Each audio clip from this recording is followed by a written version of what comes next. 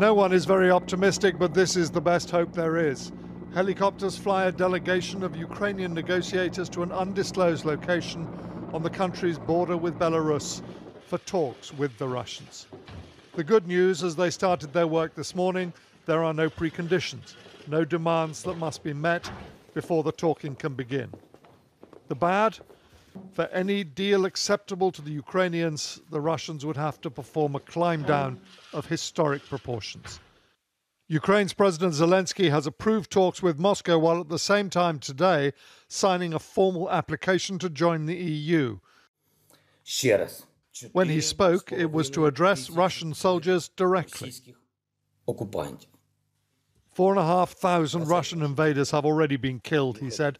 Leave your weapons behind and go. Don't trust your commanders. Don't trust their propaganda. Just save your own lives and leave. Some of those soldiers saw firsthand how unwelcome they are. They'd been told they were coming as liberators, but in the newly captured southern town of Berdyansk, they faced a crowd shouting, "Damoy, go home." Before long, they retreated from the town centre to cries of "Berdyansk is Ukraine."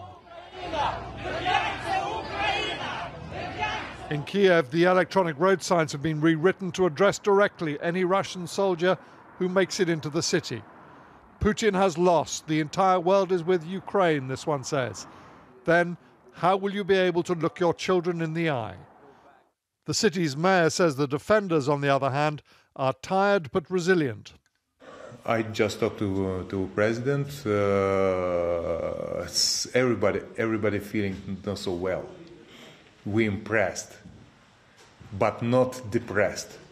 The contrast with Moscow is dramatic as Vladimir Putin sat once again in splendid and fearful isolation from his own ministers, blaming the coming economic collapse on anyone but himself. We are talking here about the sanctions that the so-called Western community, the empire of lies, as I call it, are trying to impose on our country.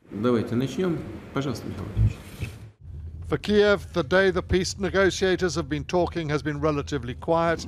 Tonight, less so. Explosions once again lighting up the night sky in the suburbs around the city.